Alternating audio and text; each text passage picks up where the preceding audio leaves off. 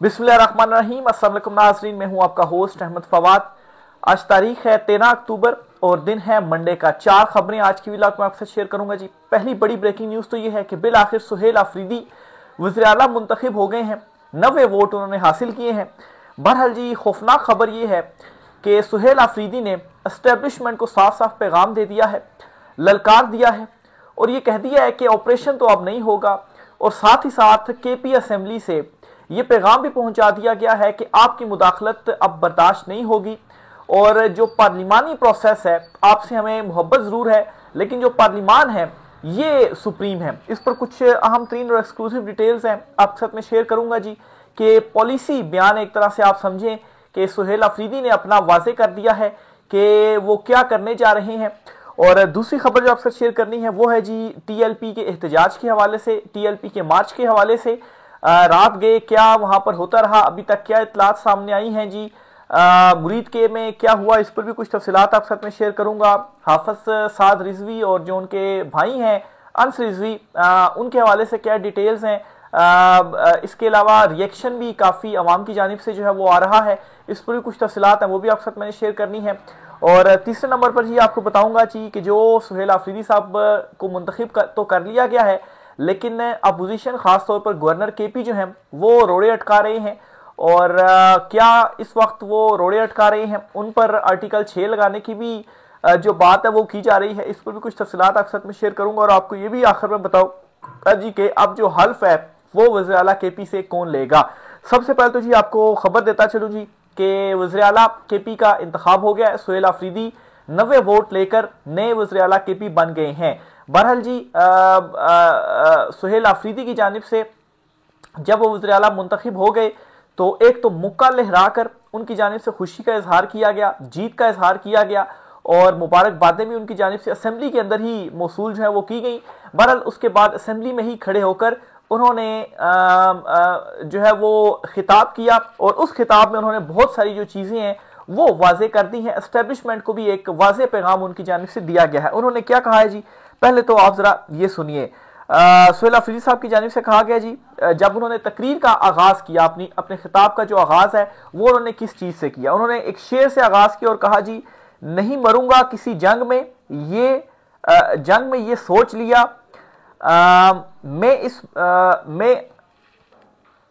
मैं अब की बार इश्क इमरान में मारा जाऊंगा। तो ये सुहेल आफरीदी ने अपनी तकरीर का जो आगाज है इस तरह से किया। फिर उसके बाद उन्होंने कहा जी कि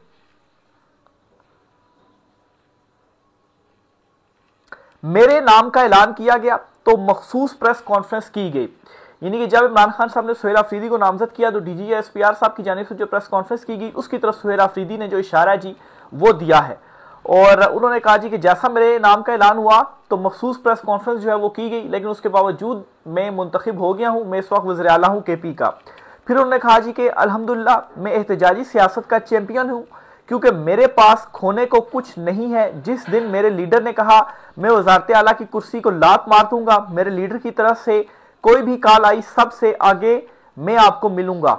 उन्होंने ये भी ऐलान साफ साफ कर दिया जी कि अगर आपने कोई पंगा वगैरह लेने की कोशिश की तो एहतजाजी और मुजम्मत की जो सियासत है जी, एहतजाजी सियासत यही होगी, मुजम्मत, उसका मैं चैंपियन हूं और मेरे पास खोने के लिए कुछ भी नहीं है। हम सड़कों पर होंगे अगर आपने जमहूरी प्रोसेस को चलने ना दिया या गैर आईनी गैर कानूनी कोई भी कदम जो है वो उठाने की कोशिश की। एक पैगाम उन्होंने ये दे दिया और इससे पहले डीजी एसपीआर की प्रेस कॉन्फ्रेंस का उन्होंने जिक्र किया।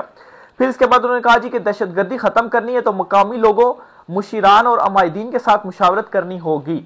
जो ऑपरेशन वगैरह चल रहे हैं जी इस हवाले से उन्होंने क्लियर किया जो इमरान खान साहब की पॉलिसी है इस पर सुहेल आफरीदी ने भी क्लियर कर दिया जी कि दहशतगर्दी खत्म करनी है। जो मुकामी लोग हैं जी, मुशीरान हैं, जो अमायदीन हैं, उनके साथ मुशावरत करें और उनके जरिए मुज़ाकरात करें और मामलात को जो है वो हल करेंगे। ऐसा नहीं होगा कि जहां पर बेगुनाह जो लोग हैं वो शहीद हो जाएं। फिर उन्होंने कहा जी खैबर पख्तूनख्वा की अवाम और पूरी पाकिस्तानी कौम को बावर कराना चाहता हूं कि जिस तरह मेरा लीडर इमरान खान फौजी ऑपरेशन के खिलाफ है, इंशाल्लाह हमारे होते हुए कोई फौजी ऑपरेशन नहीं कर पाएगा।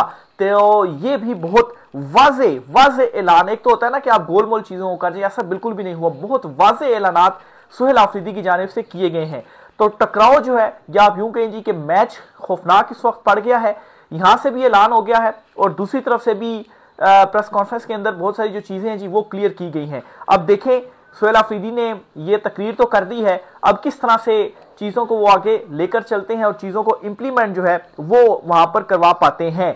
फिर इसी तरह से जी जब इंतखाब हुआ तो जो स्पीकर केपी असेंबली है उनकी जानिब से भी DGA-SPR को मुखातिब करके उनसे क्या कहा गया, उनसे कहा गया जी कि DGA-SPR को कहना चाहता हूं कि हम अभी भी आपसे मोहब्बत करते हैं, मगर इदारों का काम पार्लिमान चलाना नहीं है।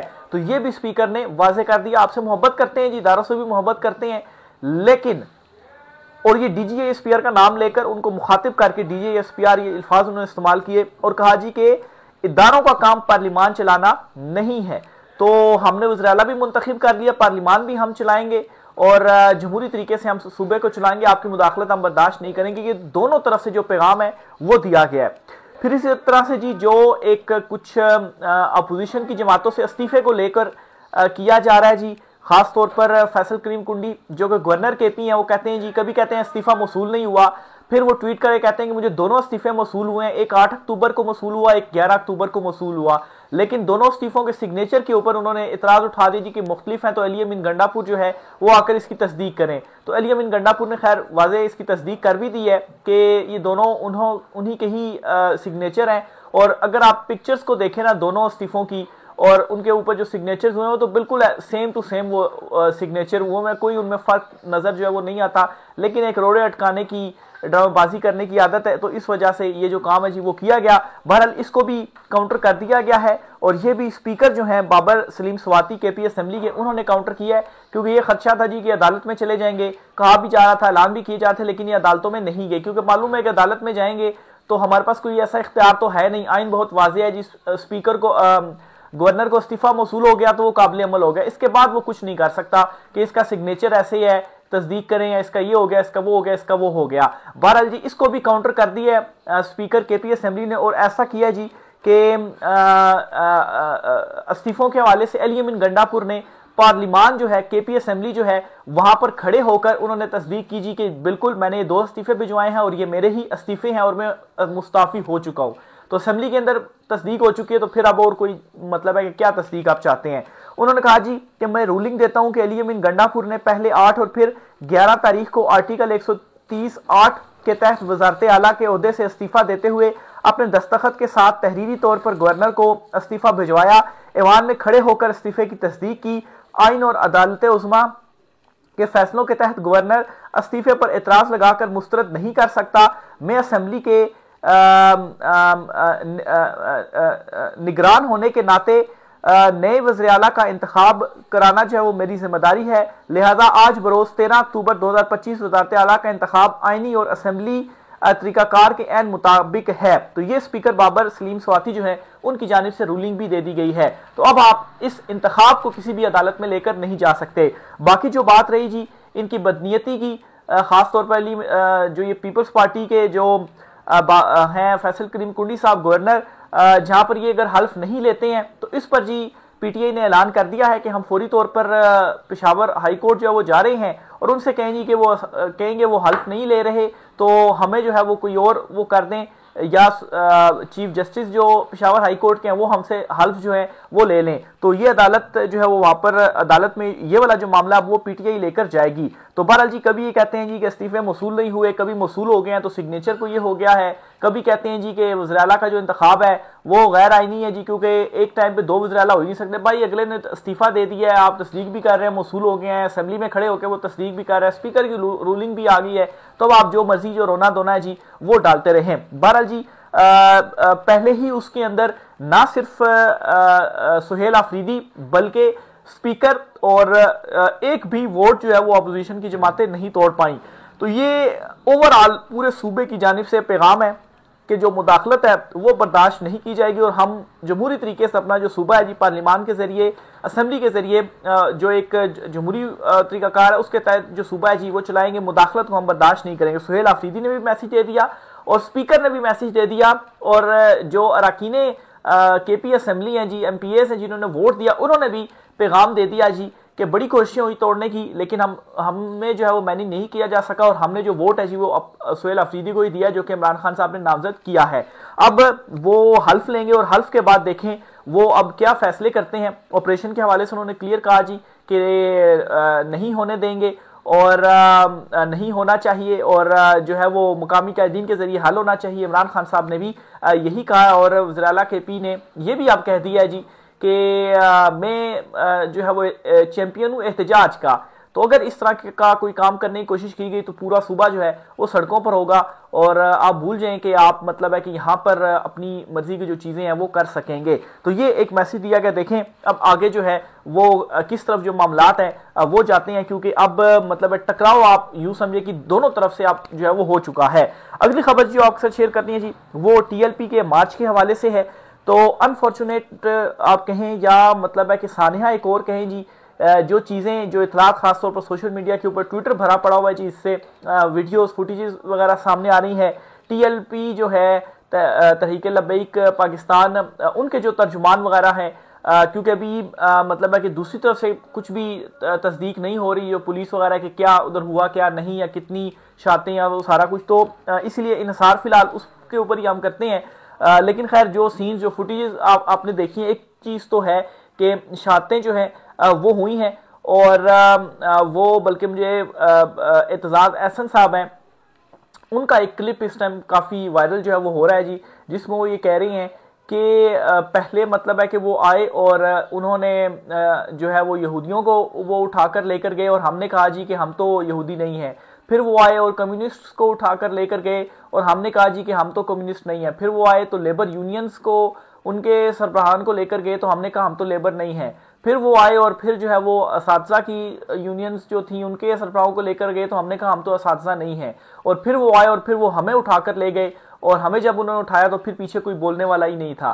तो मतलब है कि जो कुछ ये पाकिस्तान तहरीक इंसाफ के साथ जुल्म जबर फस्तायत बर्बरियत हुआ जो 26 नवंबर को हुआ, तो मतलब है कि अगर कोई ये ख्याल कर रहा था जी कि अच्छा उनके साथ हो गया और बहुत सारे जो लोग थे वो खामोश थे, तो जो कुछ आज TLP के साथ हो गया ना, ये मतलब जो 26 नवंबर या उस टाइम चीजें हुई थी वही चीजें जो है वो फिर यहाँ पर भी हो गई हैं।